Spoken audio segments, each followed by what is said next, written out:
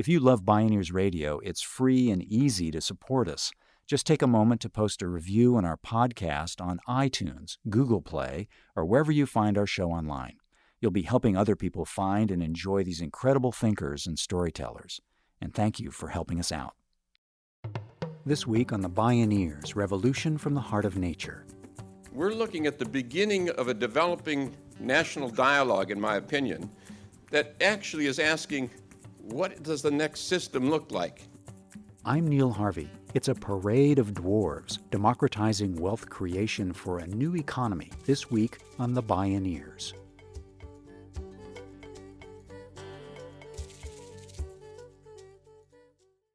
Support for the Bioneers, Revolution from the Heart of Nature is provided in part by Organic Valley Family of Farms and Mary's Gone Crackers.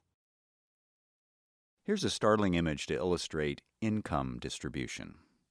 Suppose that every person in the economy walks by as if in a parade. Imagine that the parade takes exactly an hour to pass, and that the marchers are arranged in order of income, with the lowest incomes at the front and the highest at the back. Also imagine that the heights of the people in the parade are proportional to what they make. Those earning the average income will be of average height. Those earning twice the average income will be twice the average height, and so on. The observers would see mostly a parade of dwarves, and then some unbelievable giants at the very end. In today's U.S. economy parade, you'd need a telescope to see the heads of the financial titans appearing in the final fleeting seconds. A global financial super elite of mega billionaires has attained unprecedented wealth extremes, producing a world of have-nots and have-a-lots. According to the CIA, the U.S. is now a more unequal society than Egypt and Tunisia. So how do we break the vicious cycle where the rich get richer and the 99% get poorer? This is a parade of dwarves, democratizing wealth creation for a new economy, with political economist and historian Gar Alperovitz and social entrepreneur Ted Howard. I'm Neil Harvey. I'll be your host. Welcome to the Bioneers, Revolution from the Heart of Nature.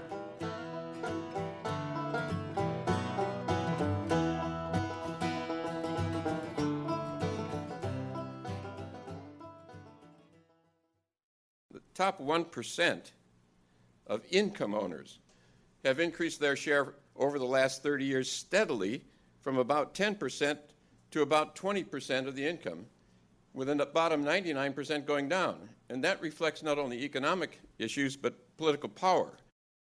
Gar Alperovitz has had a distinguished career as a historian, political economist, activist, writer, and government official. He's the Lionel R. Bowman Professor of Political Economy at the University of Maryland. He's the author of What Then Must We Do Now? Straight talk about the next American Revolution. There are top 400 people in the United States. You can probably get them in a couple of the rooms here easily. Have more capital than the bottom 180 million taken together. It is not possible to have a democratic society if that continues. That's a medieval number. I mean that technically. I don't mean that rhetorically. 400 people have more wealth than the bottom 180 million taken together. Extraordinary and unusual. The bottom 180 million people comprise over half the U.S. population. It shows just how distorted our expectations of fairness have become. Yet it's simultaneously a golden age of corporate profits. In the 1970s, multinational corporations started offshoring entire manufacturing sectors to countries where labor was cheapest, workers were not organized, and environmental regulation was weak. U.S. cities in the manufacturing Rust Belt experienced massive unemployment. Many residents had to leave to find work. Urban infrastructures and tax bases collapsed. Urban blight became the new normal. Witness Cleveland, Ohio. Over half the population has left in the last 60 years. Ted Howard has studied this crisis for 30 of those years. Cleveland used to be the fifth richest city in the United States back in the 1950s. There were more Fortune 500 corporations headquartered in the city of Cleveland, Ohio, than any city in America except New York City. Today, there's 1 or 2 left. Ted Howard is the founding executive director of the Democracy Collaborative at the University of Maryland and a senior fellow at the Cleveland Foundation. He's been working on solutions to problems like those that Cleveland confronts. In the 1950s, Cleveland had 915,000 people living in it. Today, there are 386,000. Between 2000 and 2010, that city lost 17% of its population in 1 decade. And the only reason you didn't hear about that is because most of you probably heard that Detroit lost 25% of its population. So it was even worse off. So this question of how do we anchor jobs and keep them in place is an essential question for our urban areas because people are going to flee those areas if there's not productive work to do. Ted Howard and Gar Alperovitz see a direct connection between the concentration of wealth and the decline of our cities and communities. One reason is that businesses are incentivized to go where they can profit most, without regard to the people and places they leave behind, or to the sustainability of the environment. Most cities, the corporations come in for a big payoff, and in 10 years they leave to go looking for another payoff. And the instability is there. You can't build a democratic culture, democracy itself, in cities which are all highly unstable and the tax base keeps changing and people lose jobs. So that's the real payoff if you can do that. Furthermore, you can't do any serious sustainability planning if you have continual dislocation of the city, if the jobs keep going. One of the patterns we have in a good part of the country is what I call throwaway cities. We literally throw away cities. Detroit was 3 million. They've lost 1 million people. Think of it. Housing for 1 million people, schools for the kids, roads for 1 million people, mass transit, hospitals, everything that 1 million people need was there. Those people had to go somewhere. So that means the society somehow has to build housing, roads, schools for that same 1 million people, literally throwing away the city and having again to build it someplace else. Now that's extraordinary capital cost. It's very wasteful. All that is carbon costly.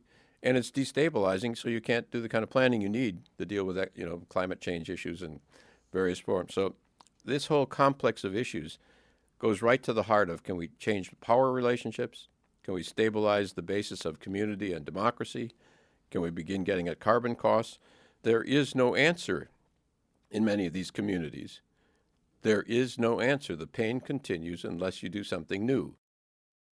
Throwaway cities, disposable people, and a rapidly deteriorating global climate. If our current economic system intrinsically creates this vicious cycle, what kind of system would work better?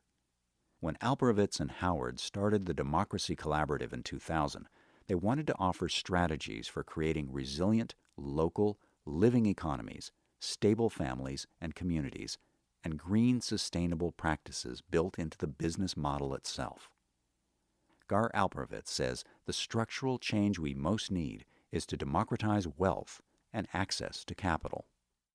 We're seeing a whole lot of people interested in co-ops, worker-owned companies, nonprofit corporations, public banking. The public, many states, there's 20 states looking at single-payer health care, 20 states looking at public banking like the North Dakota Bank, a whole series of issues that all look in one form or another at a very decentralized, extremely American idea about changing ownership of wealth in a very democratic way that is beginning to set a new idea, possibly, forward. And in many cases, it's an idea that corresponds with, is integrated with a vision of an ecologically sustainable, build from the bottom, community by community, vision of a different system. What some call capitalism 2.0 is exploding the conventional economic paradigm with a profusion of diverse economic strategies, such as the spreading model of the North Dakota Public Bank, where deposits serve the public good by prioritizing loans to local farmers, students, and industries. One way to help a community remain a community is to support those institutions that by their very nature cannot cut and run. Gar Alperovitz and Ted Howard call them anchor institutions. Some people call them eds and meds. hospitals and universities, for instance. But it can also be city governments, the kinds of things that tend to stay in place and don't exit a community. Businesses will come and go, but these institutions are rooted in place, and they are businesses. Many of them are nonprofits. If you take all the hospitals in the United States, and there are about 6,000, and if you take all the universities in the United States and colleges, and there are about between 4,000 and 5,000, and you were to aggregate their annual purchasing budgets, their procurement budgets, they would total over $1 trillion a year of goods and services being purchased by institutions that essentially cannot move.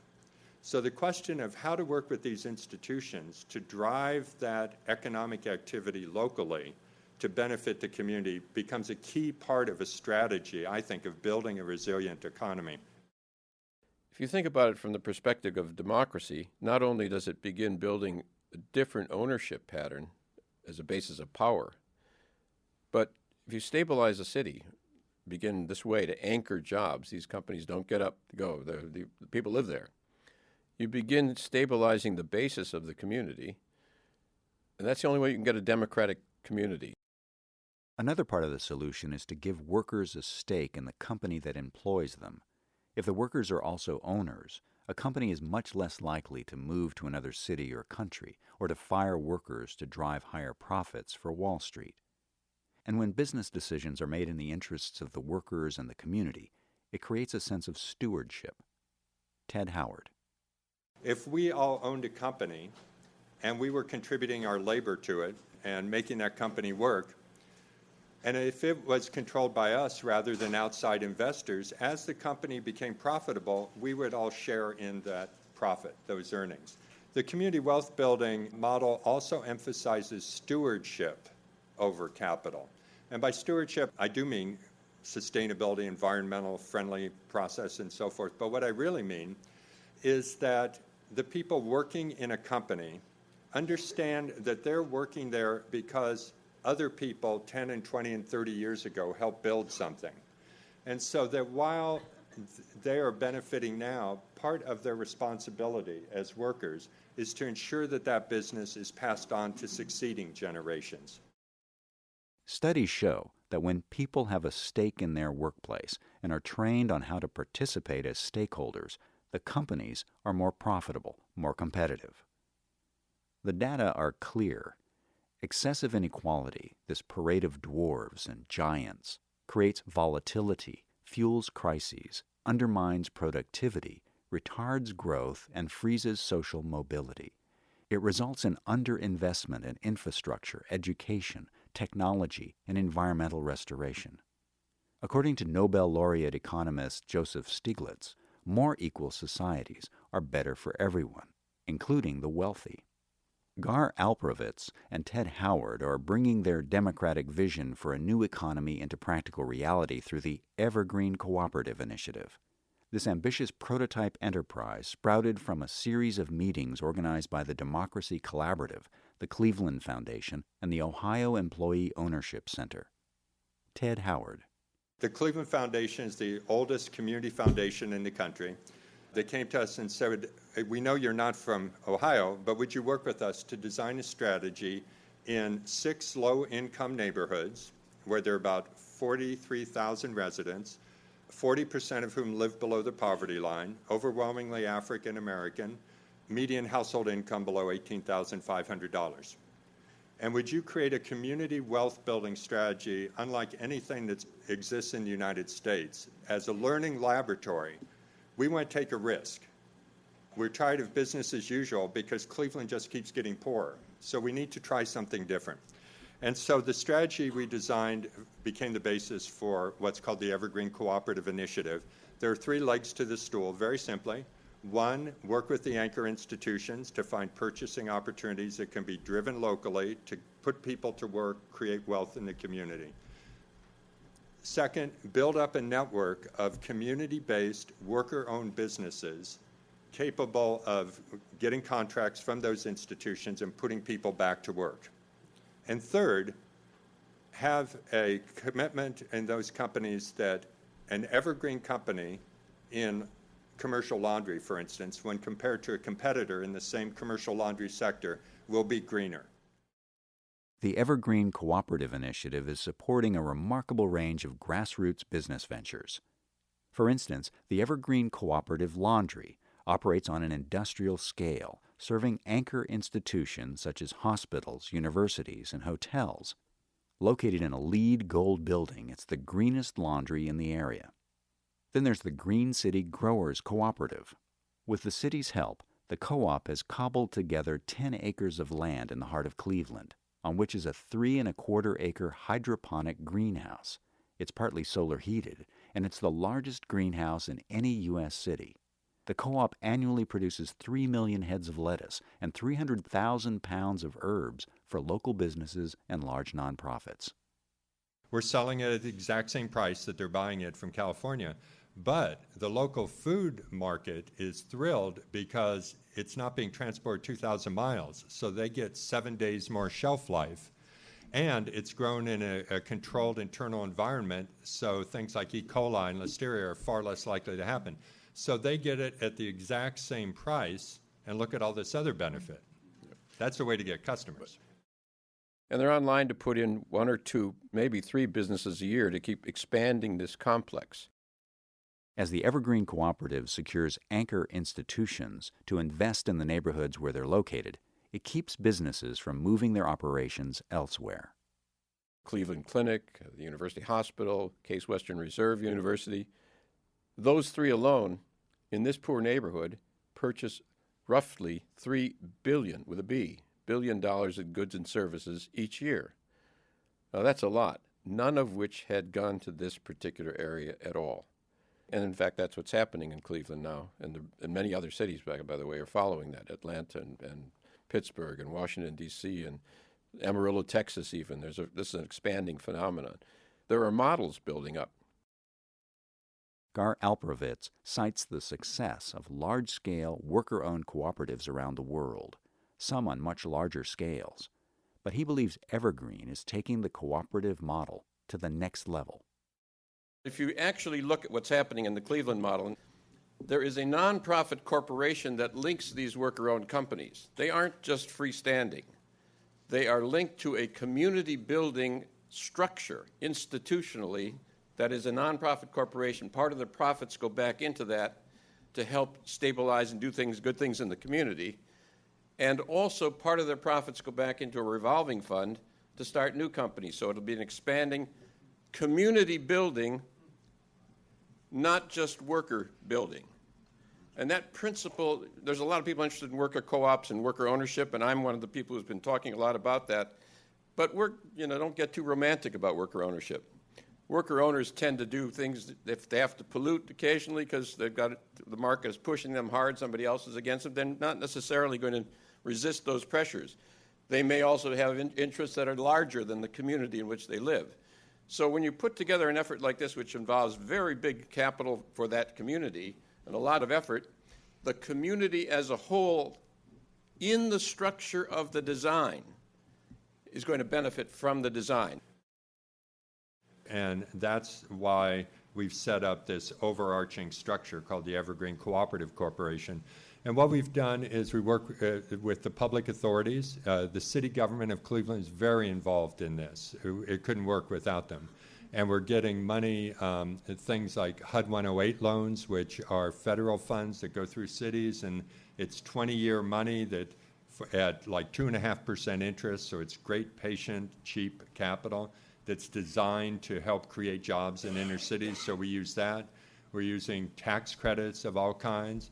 We've set up our own revolving loan fund where we raise $5 million of philanthropic money and put it in there, and then the fund turns it into a 1% loan that helps start up these companies.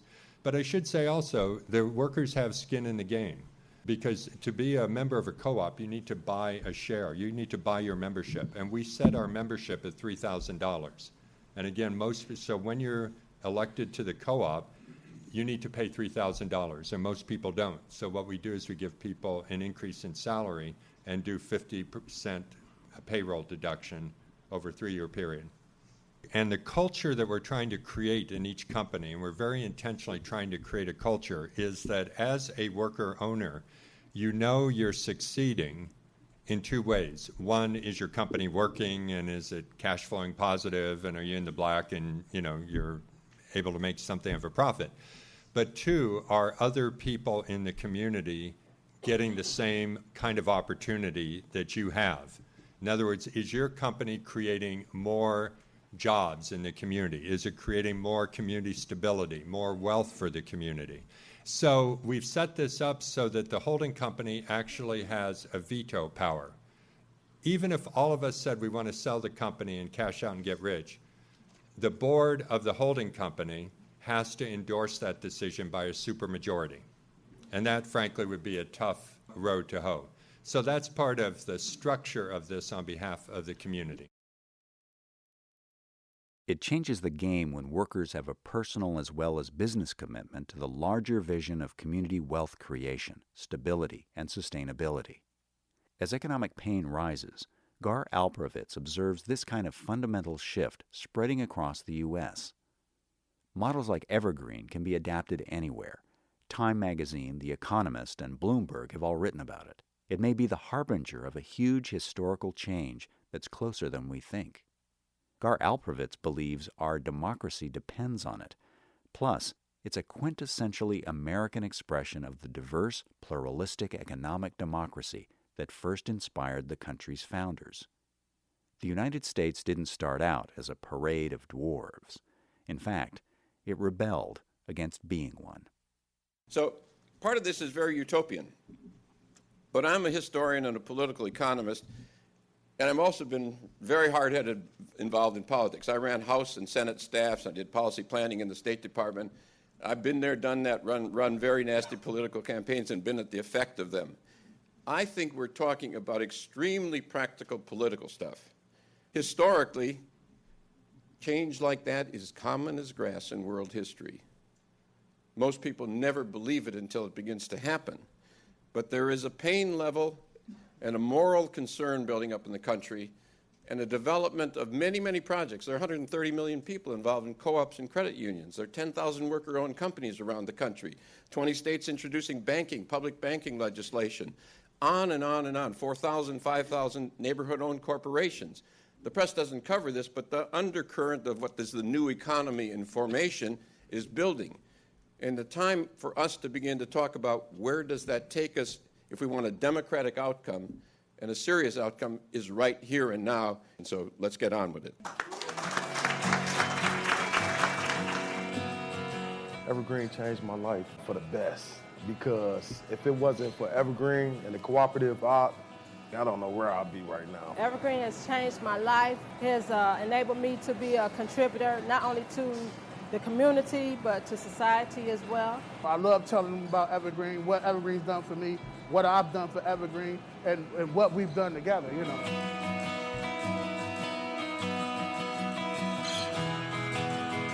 You know, you help it grow, you nurture it, you are instrumental in what it becomes. And that's the difference between working at Evergreen and somewhere else. I am an owner versus just a worker. I help make decisions in the company.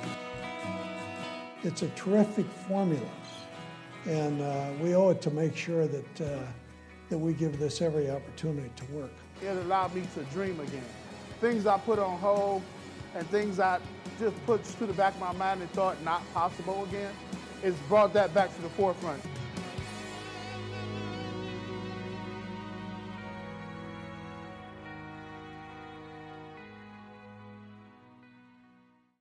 A Parade of Dwarves, Democratizing Wealth Creation for the New Economy, with Ted Howard and Gar Alperovitz.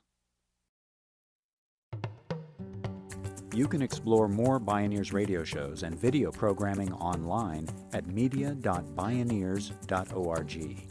For information on attending the National Bioneers Conference and Bioneers events in your area, please visit bioneers.org or call 1-877-BIONEER. The Bioneers, Revolution from the Heart of Nature is a production of Bioneers and Collective Heritage Institute. Executive producer, Kenny Osabel. Written by Catherine Stifter and Kenny Osabel.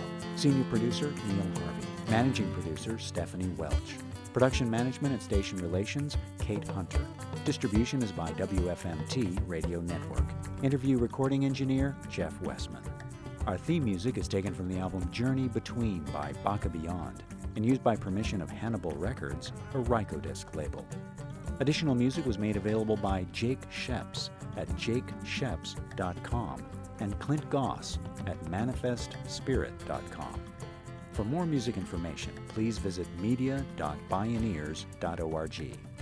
The opinions expressed in the Bioneers Revolution from the Heart of Nature radio series are those of the presenters and are not necessarily those of Bioneers and Collective Heritage Institute, the underwriters, or this radio station. My name is Neil Harvey. Thank you for listening.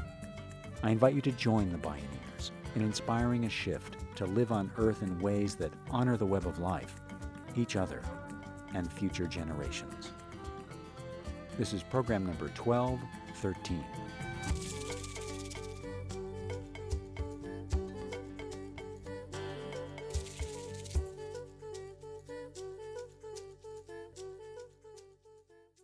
This program was made possible in part by Organic Valley Family of Farms, organic and family-owned since 1988.